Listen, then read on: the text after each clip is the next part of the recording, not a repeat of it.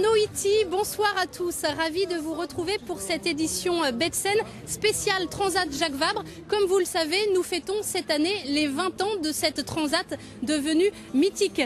Dès sa première édition en 93, la ville d'arrivée de la course a toujours été une destination café. C'est encore le cas cette année. Les marins mettront le cap vers le sud du Brésil. Alors avec un peu d'avance, nous vous emmenons ce soir à Itajaí. Voici la ville d'arrivée de la Transat Jacques Vabre, présentée spécialement pour nous par nos confrères brésiliens de TV Brasil Esperança. Vous verrez qu'il y a quelques points communs avec le Havre. Bonjour France, estou bem-sendo. Esta é Itajaí. Vista de cima, cidade ao norte do estado de Santa Catarina, a 90 quilômetros da capital Florianópolis. Itajaí, cidade das praias e das oportunidades. Temos uma economia em franco crescimento, com o segundo porto em movimentação de cargas do país e ainda o título de capital nacional da pesca. O visitante terá a oportunidade de conhecer um pouco da nossa história através da arquitetura, da Igreja do Santíssimo Sacramento, Casa da Cultura Didi Brandão e o Mercado Público, por exemplo. Itajaí vem conquistando o status de capital dos esportes náuticos e a grande atração para 2013 é a Transat Jacques Vabre. A Vila da Regata está sendo erguida com um material bem típico da região, contêineres que devem se transformar em cidade dos sonhos. Estamos em contagem regressiva, trabalhando para proporcionar aos competidores e visitantes uma recepção inesquecível. Soyez bienvenus.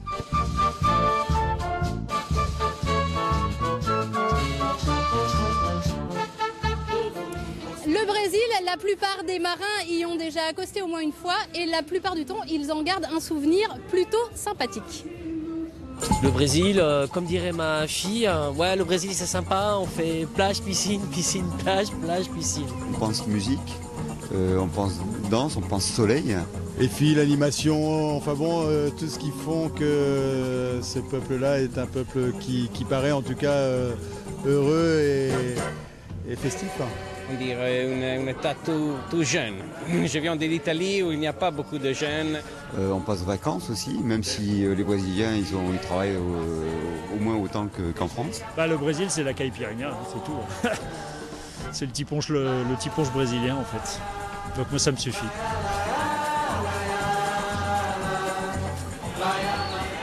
Bonsoir, alors une caipirinha, ça vous tente, Sylvie Villon? Bonsoir, avec plaisir, oui, pour une caipirinha. Bonsoir Sylvie Villon, vous êtes une grande dame de la course au large, vous avez navigué avec les plus grands et vous êtes cette année la directrice de course donc de l'édition de cette année. Alors les skippers là on les entendait parler du Brésil, est-ce que pour vous quels sont les souvenirs quand vous parlez Brésil? Moi mes souvenirs du Brésil ils datent d'il y a assez longtemps, c'était la première Whitbread quand on est arrivé au Brésil pour la 3e étape. On avait fait Sydney-Rio de Janeiro et on est arrivé en pleine préparation du carnaval. Donc c'était les écoles de samba, c'était vraiment des paysans. Et alors Itajaí, là dans le reportage on voyait qu'ils étaient en train de construire le village. Rassurez-nous, tout est prêt, je crois qu'on nous attend pour faire la fête là-bas. Voilà, tout le monde attend, ils sont très enthousiastes. Ils ont reçu la Volvo et il y a eu énormément de spectateurs de toute la région de Santa Catarina qui sont venus, qui ont fait la fête. Ils sont venus voir les bateaux, donc on espère que ça va être le même succès. D'accord. Alors rapidement, un petit mot sur la présence des femmes. Elles sont peu nombreuses cette année, 5 seulement et en classe 40. Est-ce qu'il y a une explication? Moi je trouve ça dommage parce que j'avais pas mal navigué. Il y avait il y avait quelques filles qui étaient venues faire de l'IMOCA.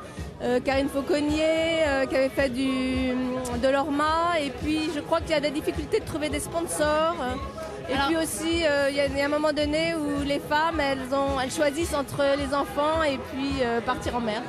Dernière petite question, on parle de décaler le départ, est-ce que vous pouvez nous en dire plus ce soir Sylvie Villon? Je ne peux pas vous en dire plus ce soir, mais c'est vrai que les fichiers météo sont quand même un petit peu alarmants. Il y a beaucoup de vent, surtout dans la nuit de dimanche à lundi. Donc on étudie la météo et on vous annoncera ça très bientôt. Très bien, merci. Maintenant, je vous propose d'embarquer tout de suite à bord de Fenetrea Cardinal. C'est l'un des équipages favoris en multi 50.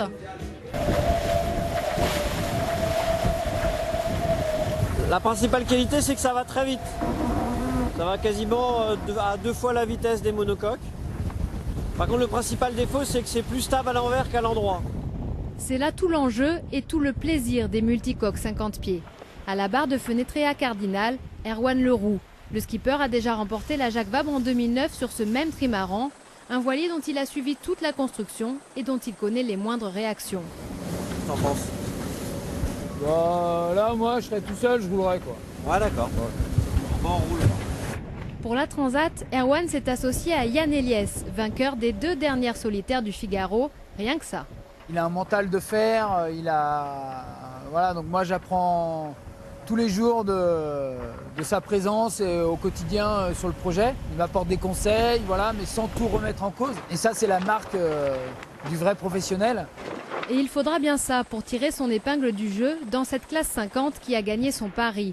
Proposer des bateaux performants pour un budget raisonnable. Aujourd'hui, les sponsors et les navigateurs les plus affûtés sont au rendez-vous.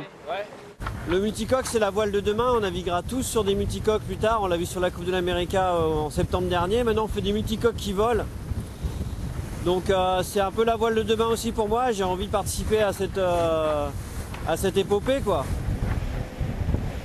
L'aventure sera longue pour les multis de la Jacques Vabre. Il faudra tenir face aux assauts de la mer sur le bateau, tenir aussi face aux assauts de la fatigue sur les marins. Mais ici, l'histoire se joue en double. L'avantage de pouvoir partager. Et de compter sur l'autre si ça se passe pas bien, quoi.